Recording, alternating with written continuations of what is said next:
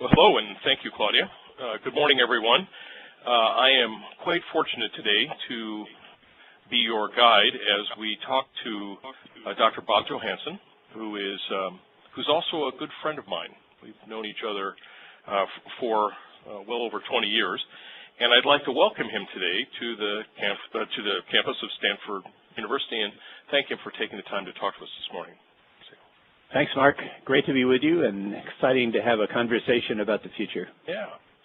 Well, we're going to talk about your latest book, Leaders Make the Future, and the 10 leadership skills you've identified that are, as you believe, critical to leaders succeeding in the future. But we're also going to talk a little bit about the process of futuring, because people may not know exactly what that means or what that entails. And then I hope we'll conclude our hour together here by having you tell us a little bit about what you see for the future, what the road ahead looks like. So let's start with, Claudia did a wonderful job of introducing us, but I know there are really interesting nuggets in your background. So let's talk a little bit about how you came to the process of being a futurist and what's made you interested in that field, and how did you get to where you are today? Good. Well, it's a long and winding path, but it started when I was in divinity school, looking at world religions and trying to think about religion and values in the future. And I was lucky to be a research assistant on a conference on religion in the future, and I literally got to carry the bags of the world's leading futurists. I remember running to the helicopter to get the bags of Herman Kahn, who is the father of modern scenario planning and had just written a book then called Prospects for the Year 2000. And this was, of course, 1968, 69. Yeah, I was going to say, you have to mention the year, don't you? You have to mention the year, yeah. Like the Dark Ages. Yeah. So that's where it started. I learned about Institute for the Future when I was in divinity school, and remember, I have a vivid memory of seeing the announcement on the desk of my professor and saying, wow, I'd love to be there someday. And then, roughly 5-7 years later, after I'd done a PhD at Northwestern, I got a chance to go to the first conference that introduced the ARPANET, the predecessor of the Internet, and I was on a panel talking about some work I had done as a PhD student.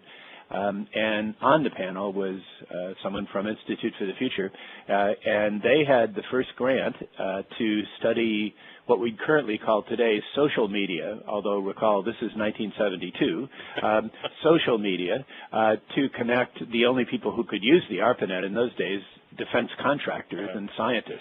So that was my beginning and my path to Silicon Valley before it was called that. Yeah, well before it was called that. So really your career started at about the same time as the Internet. Well, roughly. The Internet started roughly 1968. And to be it was clear, classified. Al Gore started the Internet.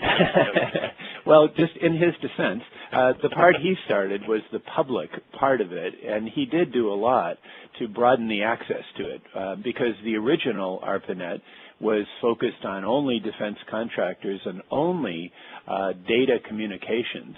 So actually, the kind of things we do now with the Internet were not at all what it was intended to do. Yeah, interesting. Well, tell us a little bit about Institute for the Future, this organization that I would say you were part of from almost the very beginning, but continue to be part of today. Where are they located? What do they do?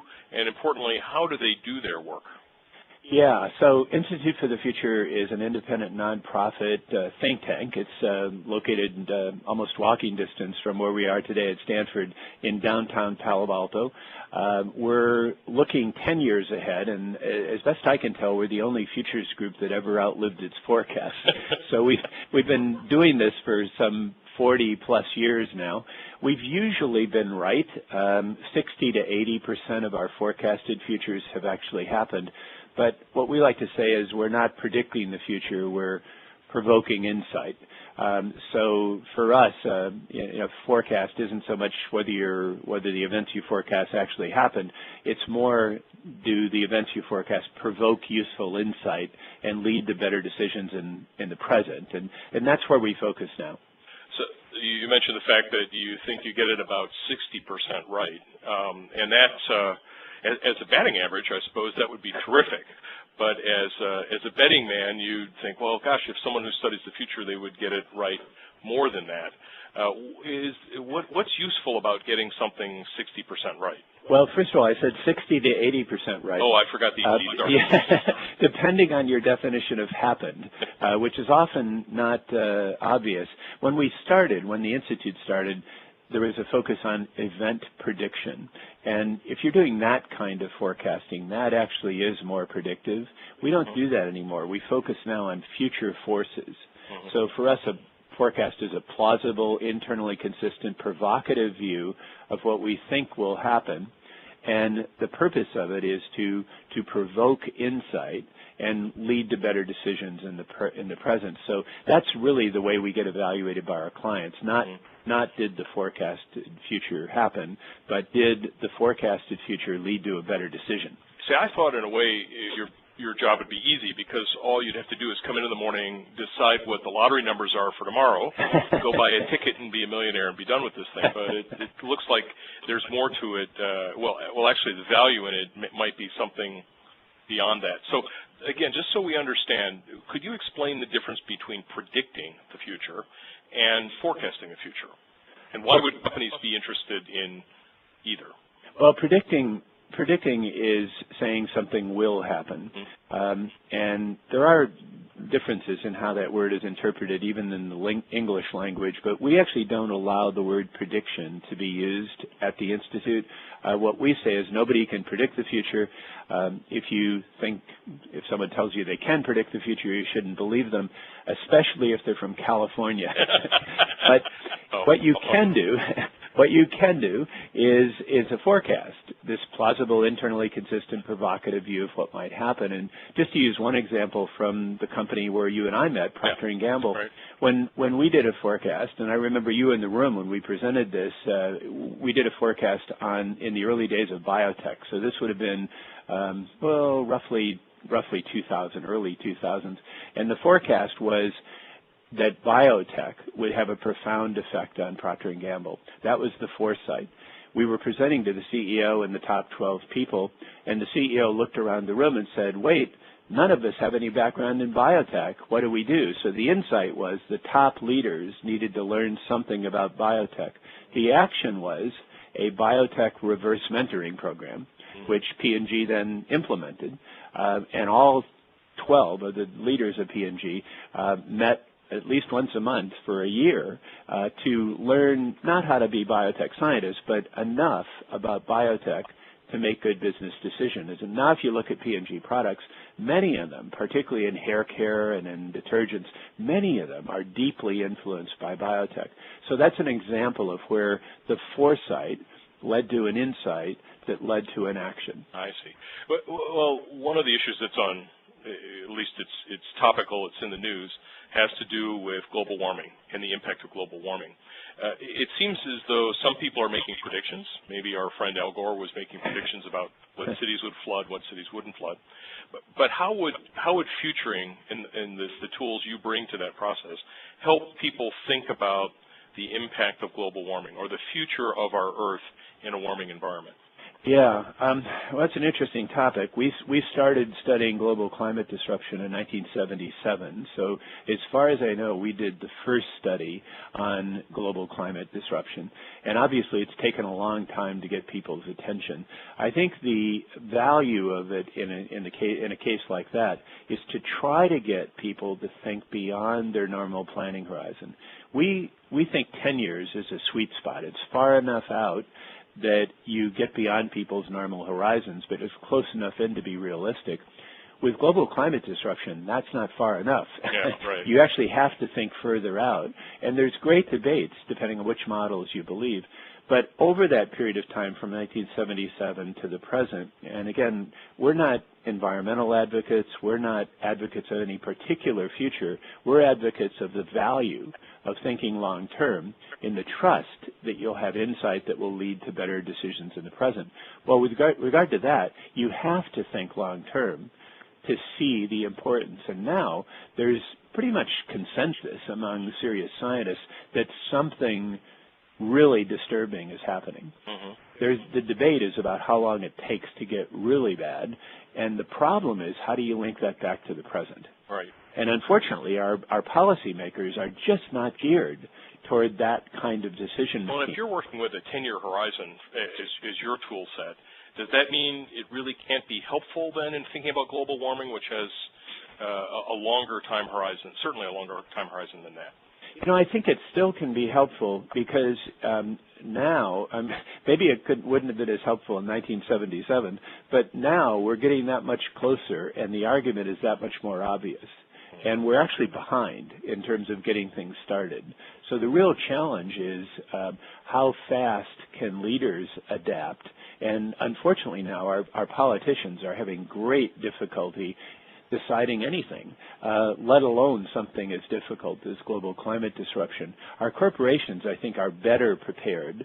And right now you see much more sophisticated green policies in our corporate structures than you do in the U.S. government structures, which is really disturbing and is unfortunate. It didn't have to be that way. At the very least, you'd like to see a balance. Well, let's shift gears and talk about your book about Leaders Make the Future, and some of the thinking you've done about, if you will, leadership and the specific aspects of leadership that will make a difference in the future. And I think the first question I'd ask you is, why did you decide, of all the things you could have focused on for this book, why did you decide on focusing on leaders? What's the thinking there? Yeah, the notion here, you know, I'm not a leadership development person. I'm a 10-year forecaster. You know, I'm trained as a social scientist. I think about world religions, but I'm not a leadership guy.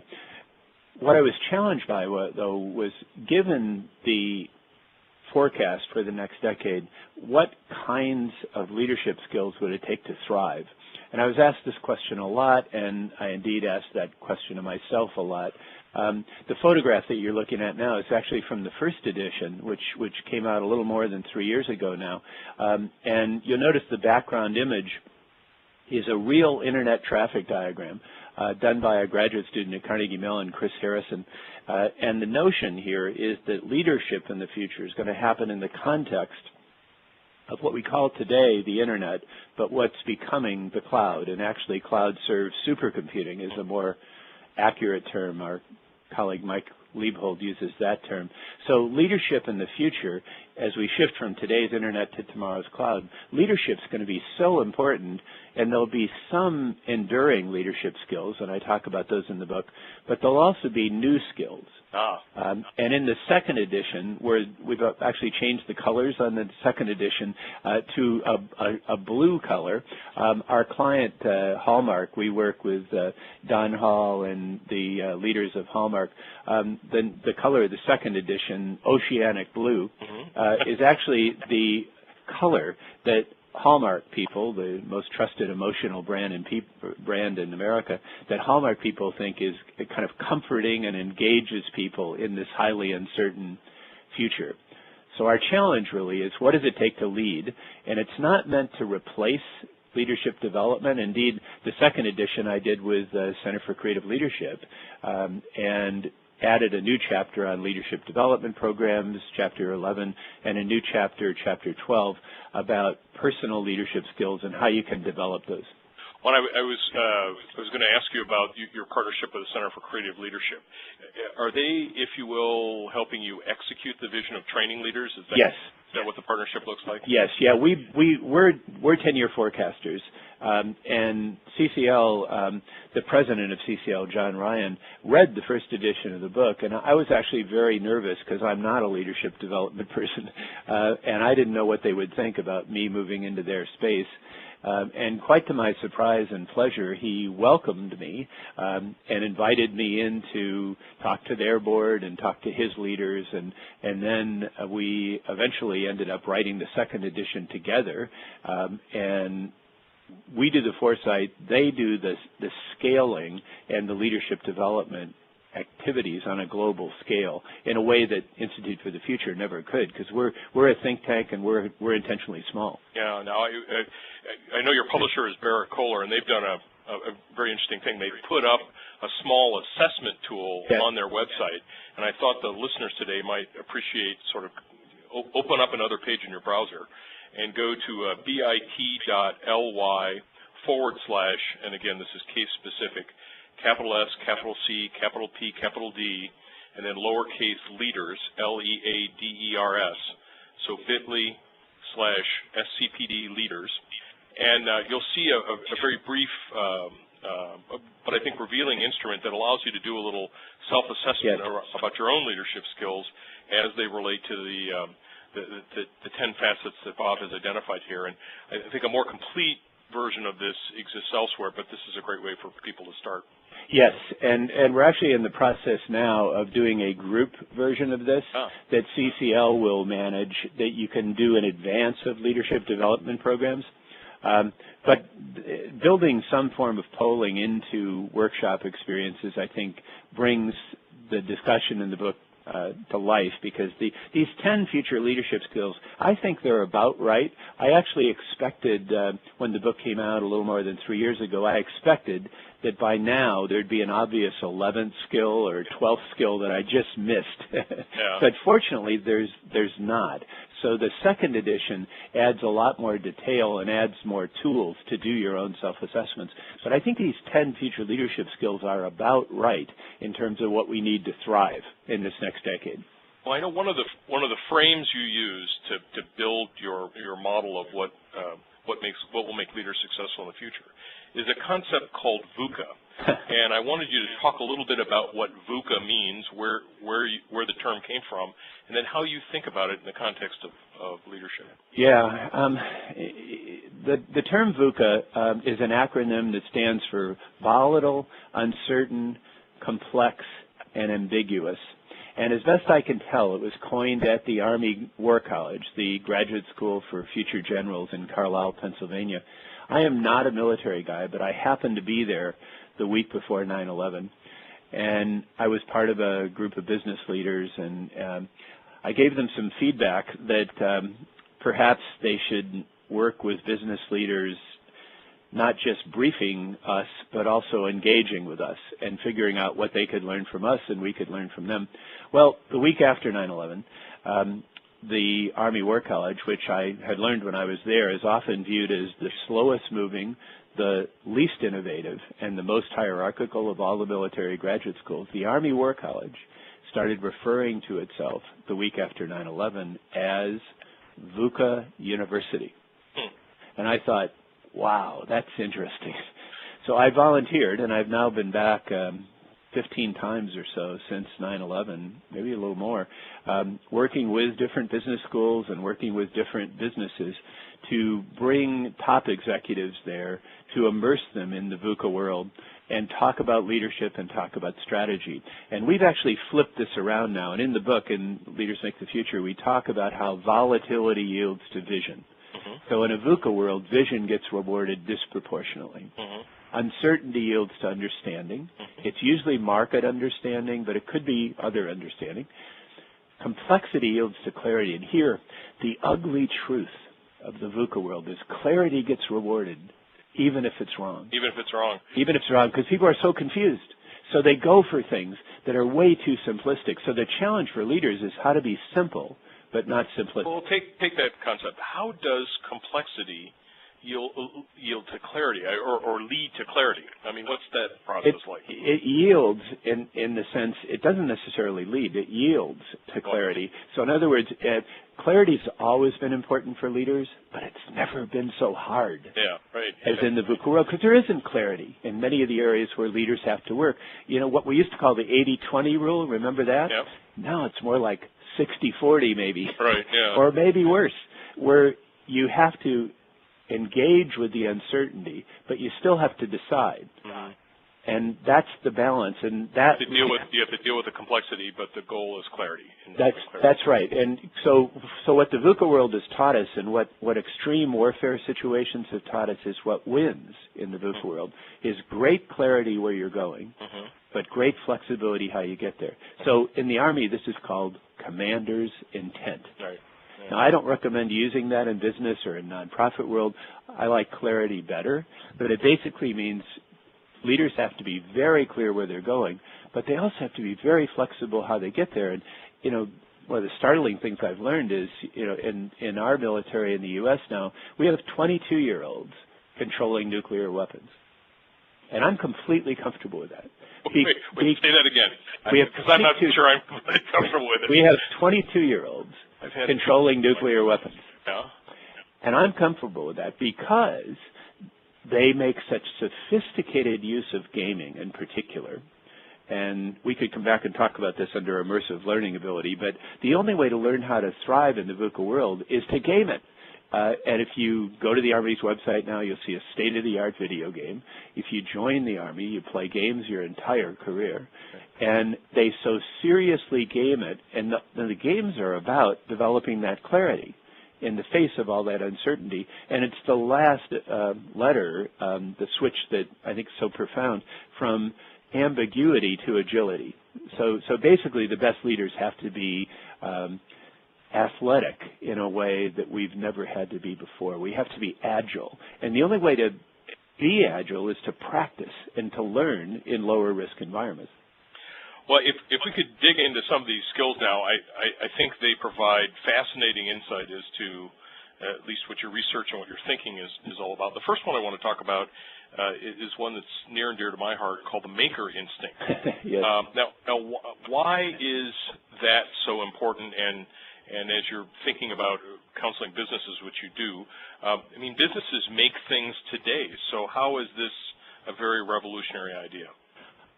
Well, first of all, the icons that you see here, these were designed by an artist, Anthony Weeks, who I've worked with for many years and is also a graduate of Stanford in documentary filmmaking. So he's both an artist and a documentary filmmaker. And we tried to do like Zen-like emotionally laden images for each future leadership skill.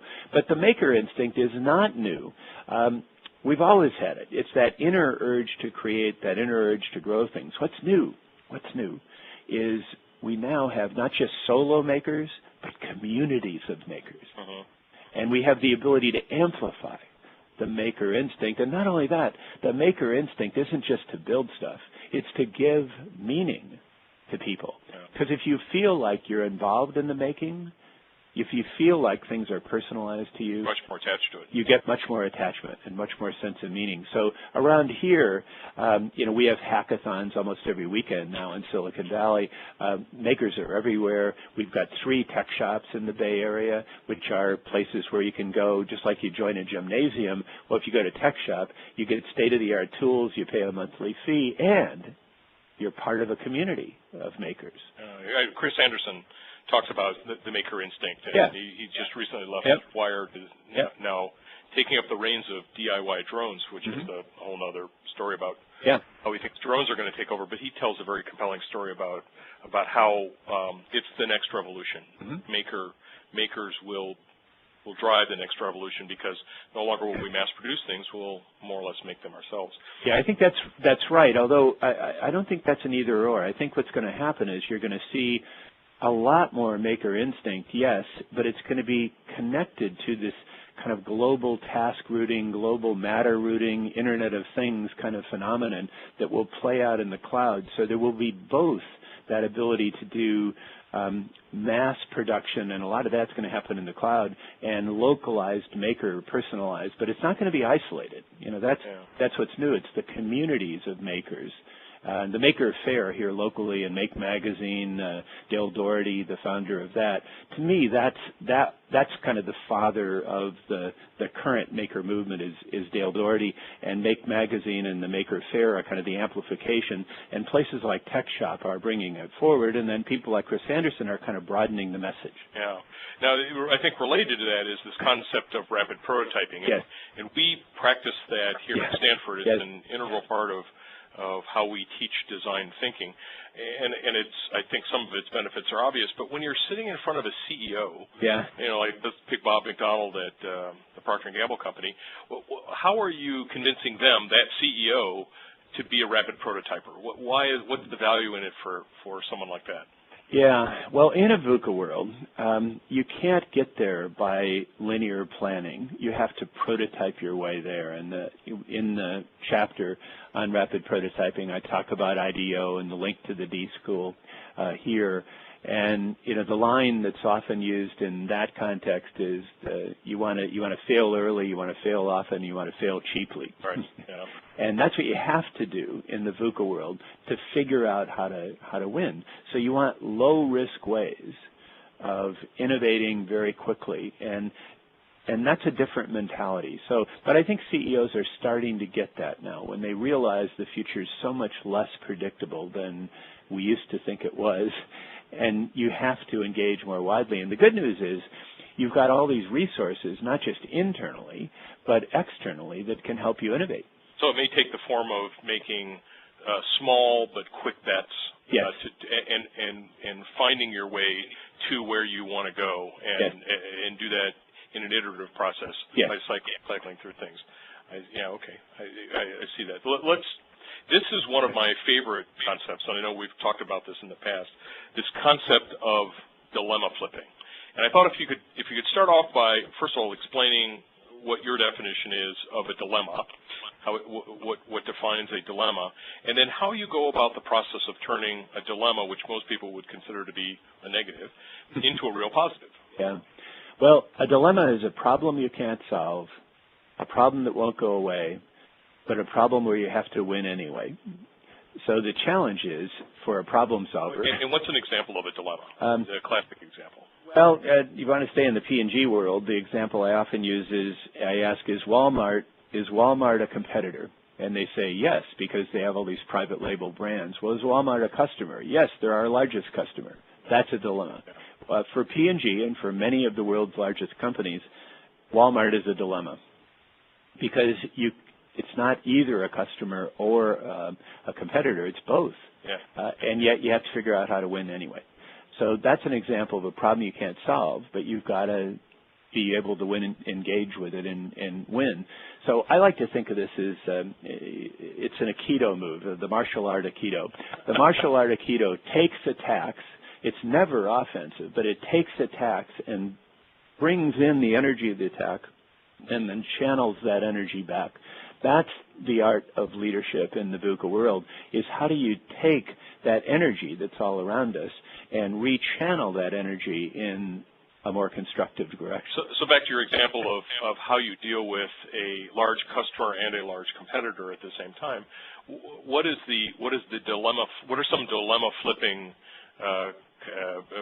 behaviors that you've evidenced in that kind of situation? Well, for example, with Walmart and its suppliers, the beginning of this, which actually started with P&G and Walmart, was the sharing of inventory information, which said, well, gee, if we look at inventories more directly and more quickly, and we give each other transparency, that can help us make better decisions. And that led to a concept which is now very common in the retail world, joint value creation, where you don't just think about winning and yourself, you think about how can you win together. So that's an example of dilemma flipping, where you, instead of trying to just force your suppliers to reduce their prices so you can make more money, you go in and you say, okay, how can we do this? How can we think together within the constraints of the law, of course? How can we think together to come up with creative models for flipping what we see as a dilemma into an opportunity? Well, I know one of the interesting aspects of the joint value creation is that, and understanding inventory levels, is that one of the largest sellers at Procter & Gamble is a brand called Tide.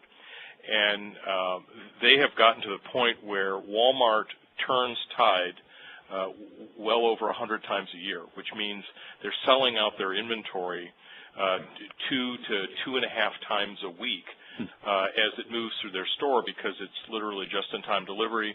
It shortens the cycle between when it's produced and when it's sold. And the irony of the whole thing is they're still working under something like 210 net 19 terms, so they have 19 days to pay for the product that they sold in 2 days. And frankly, that's fine with both Procter & Gamble and Walmart, but there's a way of taking that classic dilemma and turning it into a real positive. It is. But I think related to this, and actually I included some of this in my own dissertation work, this concept of constructive depolarization, where clearly we live in a world where opinions matter, and people have differing opinions all the time. Just look at almost any cable news show, and oftentimes we find that this polarization of people's behaviors creates sort of barriers to not only deciding how to move forward, but even discussing how to move forward. Mm-hmm. So talk a little bit about the skill that leaders need to have to, if you will, my clumsy word, diffuse that situation through a process called constructive depolarization. Yeah, the word I would use is calm the situation. You know, what you want to do is a leader has to go in and calm the situation, but then figure out what they may have in common that they could work together to not necessarily resolve, because that's probably an unrealistic goal, because many polarized situations are just so polarized that you're not going to solve them. And do you see more of that in the future? Definitely. So the VUCA world, what we say, Kathy Vian leads our 10-year forecast, and her overall frame on the latest 10-year forecast is the next decade will be the most turbulent in any of our lifetimes. We've never said that before in our 40-plus years of forecasting. Oh. So it's going to be even more VUCA than it was before, which means it's going to be loaded with these polarities that can't be solved, but you still have to make them better anyway, and you have to calm them and figure out how to engage with them in the best way that you can. And it's very tricky to do, and it requires a different mentality than a problem solver's mentality. Well, we'll talk a little bit about what specific things leaders can do to calm a situation and actually get two sides talking to each other. And maybe I'm thinking about sequestration when I say this, but what can we learn from this concept that you've identified to help deal with highly polarized situations? Maybe specifically, what are some things leaders can do to calm the situation? Yeah, and again, I'm not an expert in the present, so I'm a 10-year forecaster. I think these budget problems are going to be with us for a while. Yeah. So I'm looking at it with a futurist lens.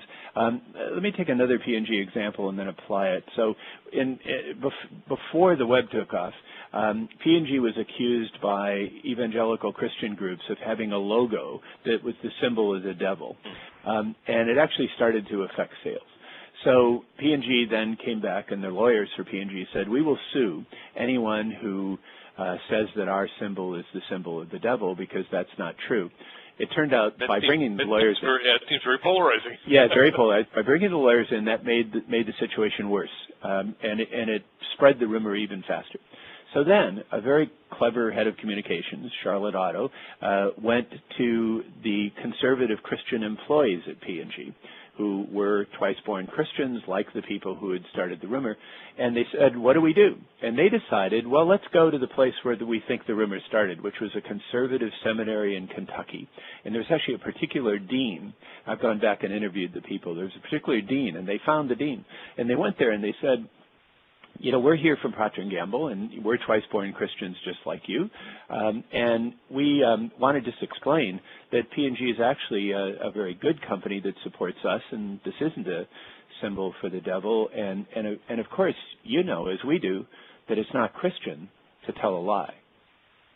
And it turned out that was the bridge to find out what do they have in common that could help calm the situation. And the rumor didn't go away, but it reframed the conversation. And that's what creative leaders have to do, is not fight the polarity and the terms that you're given, but back off and say, okay, what do we have in common? And here's where the future can come into play. If you look 10 years ahead, you're more likely to identify what you have in common beyond the polarities of the present, and can more likely engage with that. And I think that's a lot of what has to happen in Washington right now. We've got way too much certainty in this dialogue and not enough clarity. Or it's certainly complexity, too. Well, you mentioned, you used an interesting phrase, reframe. Yeah. And it seems that in many of the theme that runs through many of these issues is a leader's ability to perhaps not take a problem as it is presented. Yes. But find a way to reframe it. Yes. Is that what? Exactly. And the beginning of reframing is listening. And my favorite way of thinking about forecasting is to say we're listening for the future. So many futurists spend most of their time talking, and I try to spend a lot of my time listening, because listening is much more important than talking.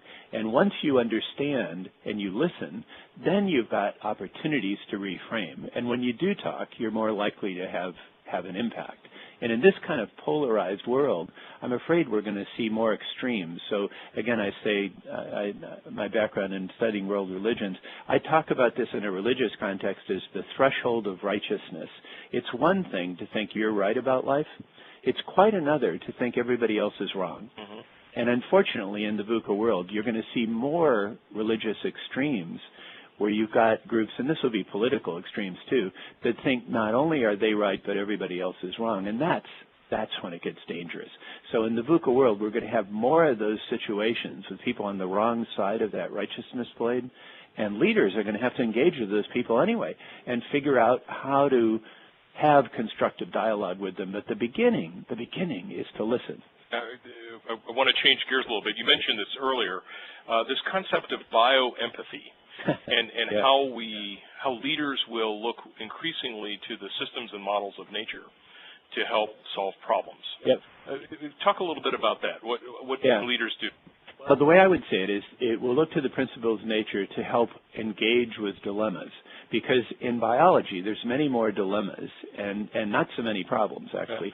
So we've got to get beyond the problem solver mindset into a more, think of organizations as ecosystems or as gardens or as forests, and think of yourself as a leader as a nurturer, a gardener. So we have to play a leadership role in these very organic. One of the things I always say now with leaders is get rid of your mechanical metaphors. Don't call them pillars. Call them the kind of structures or the flows within your particular organization. Yeah, try to get rid of the mechanical language and the fixed language. It's too brittle for the VUCA world, and bring in more organic concepts in the beginning. As a mechanical engineer, I'm a little uncomfortable with that. But That's okay. But bioengineering, I think, is the future. Engineering doesn't go away, but it's the blending of engineering and biology that becomes important. And if you're lucky, you've got a biology background or some form of life sciences background, because the next big economic driver will be biology and the global well-being economy. Just like the last big economic driver was engineering and the first stage of the digital age. And if you think about that, you can learn bioempathy in many different ways. You can learn bioempathy from your kids. You can learn it from your cat or your dog. You can learn it from being a wilderness camper. There's lots of ways to learn it. Interesting, and as I call it, a great source of inspiration. I want to talk about one last skill, and this skill is one that when I think about you, I think this is probably the most personal statement that you made, but it's also could be a bit confusing, particularly coming from Silicon Valley, and that's the concept of quiet transparency. Yeah. What do you mean by that? What is quiet transparency? Well, I think what wins in the VUCA world, particularly this now amped up world of social media, is to do the right thing, to be transparent about it, and then to be quiet about it. If you're a more traditional leader that's self-promoting, where you do the right thing, you're transparent about it, and then you're self-promoting, you almost always become a big target. And often that's unfairly, because social media in many cases are not fair. It's a very biting sort of a world. So the way to be a great leader in the VUCA world, I think, is to be strong and yet be humble. And the beginning of that is that listening ability to engage. And it's kind of a dilemma. You want to be strong and yet humble, and that's not always common around here in Silicon Valley. I was going to say, we kind of grew up with arrogance here. It's not the center of humility. It's not, but it's becoming more so, I think. You see it a lot more in the kind of pedagogy of the D School, for example. There is a built-in humility and a sensitivity to process, and you see it in the kind of innovation practices of people like Bob Sutton, and indeed Bob Sutton. He's a strong yet humble kind of guy to me. Well, I would ask, is there a business leader today that you think best role models this behavior of quiet transparency? I've got several examples in the book. The one that I like to refer to is Ellen Galinsky, who's the head of the Families and Work Institute. So you saw her on, she's on this week, she's on all the news programs talking about the Yahoo policy about, not working at home but working in the office more. So she's one of the world's leaders on work, private life, and she doesn't call it balance, she calls it navigation. And she's very strong and yet very humble in terms of how she presents herself. And that's the kind of dilemma, is how do you, I'm not saying you should be weak, I'm saying you have to be strong and yet present yourself with humility. And how does transparency play into this? Well, in the VUCA world, as we move especially toward the cloud, you really have no choice but to be transparent. The only question is, are you transparent voluntarily, or do other people force the transparency on you? And if do they Google it out of you? Yeah, if it's forced transparency, it's probably not going to be as accurate as it would be if you opened yourself in the first place. So it seems to me transparency is not absolute, but it's also not optional. Yeah, and that seems to align with your concept of clarity in the... It does, and just the one other point I wanted to make in this regard is we're moving toward a world where you have to figure out not just how to win, but how to win in a way that more people benefit. So I'm starting to call this now scalable reciprocity, and it links to the ultimate leadership skill, which is commons creating, where you try to create an asset that's not just benefiting you, but it's benefiting others on a larger scale.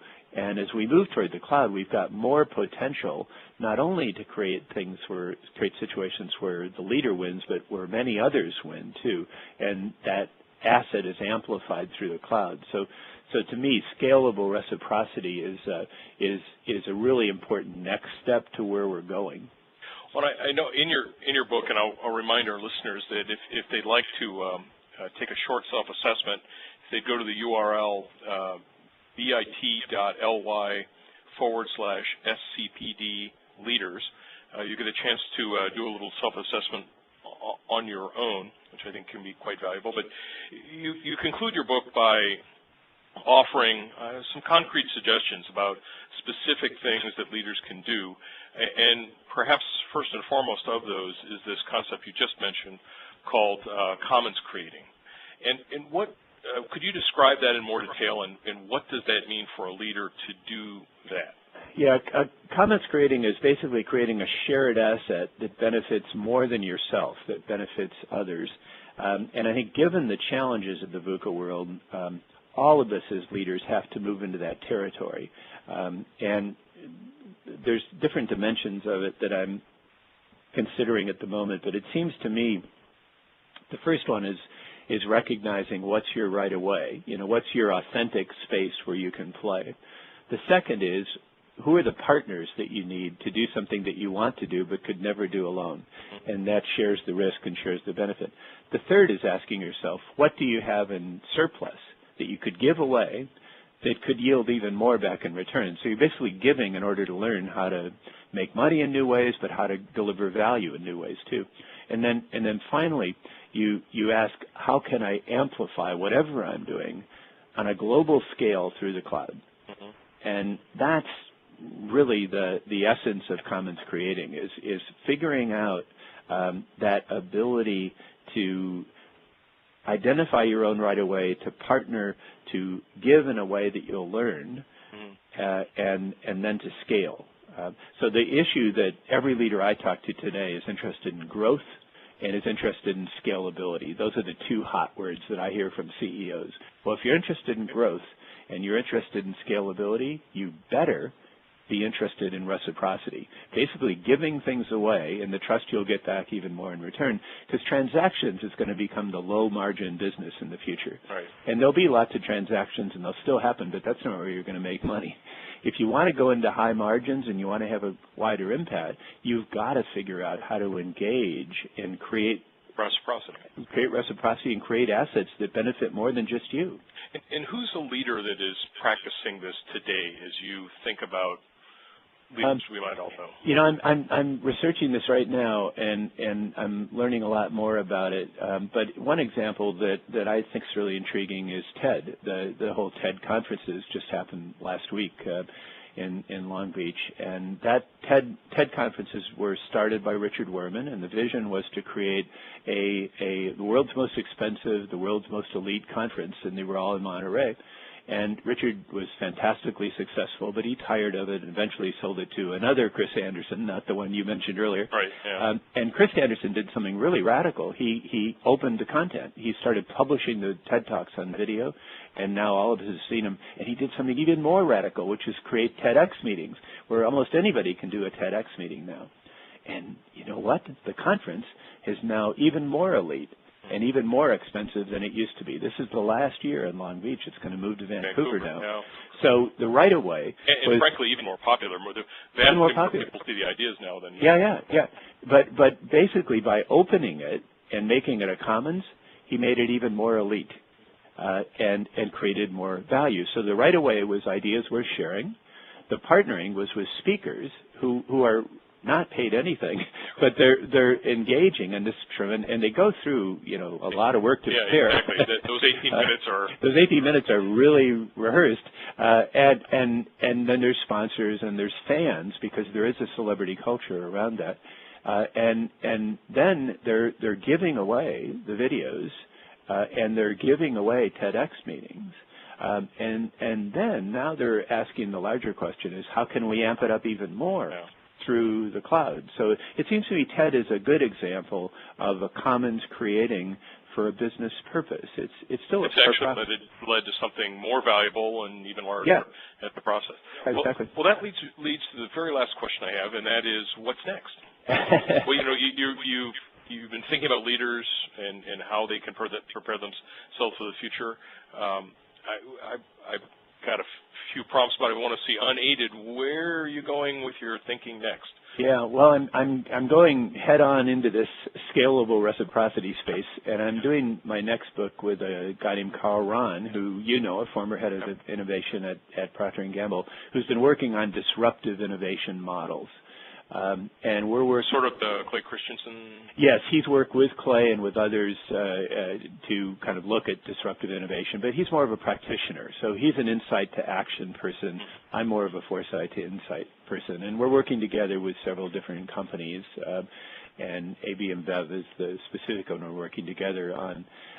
But we're looking at these new models of scalable reciprocity. So it's basically reciprocity for growth is the idea, and we're looking more specifically at the potential for mega-scale partnering, so mega-scale commons creating, and this is our goal is we want to do a Change the World book.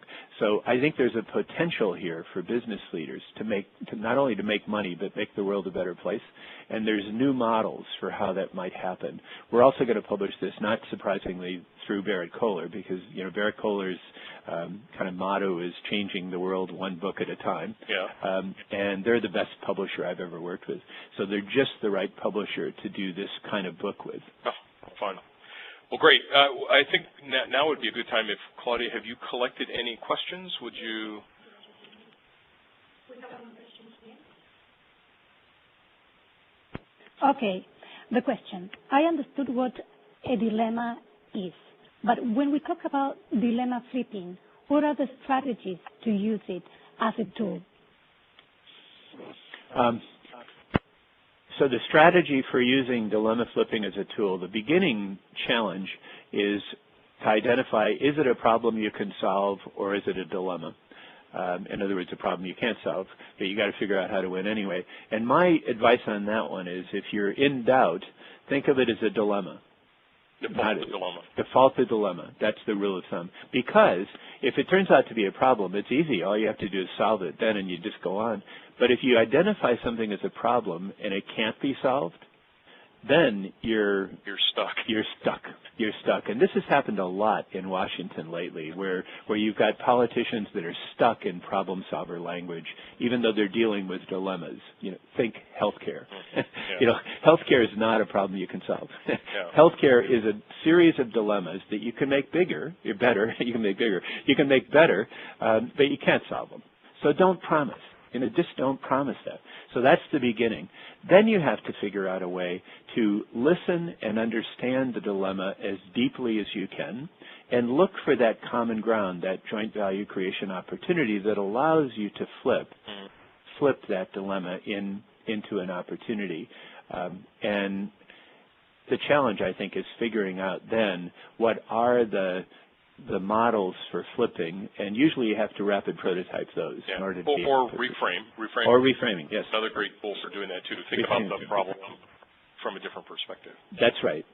It's really, particularly with dilemmas, you don't want to assume that the frame you're given is the frame you want to keep. Mm-hmm. Yes. How do we enhance our leadership skills? How do you enhance?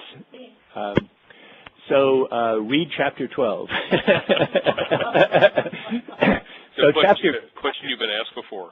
So chapter 12 goes through each of the 10 future leadership skills and helps you do a self-diagnosis and then gives you advice about how you can improve your skills in each one of those areas. And I don't have time to answer that question comprehensively here, but that's basically the challenge that I was tackling in chapter 12. Oh, and it's like anything. I imagine the first step is awareness.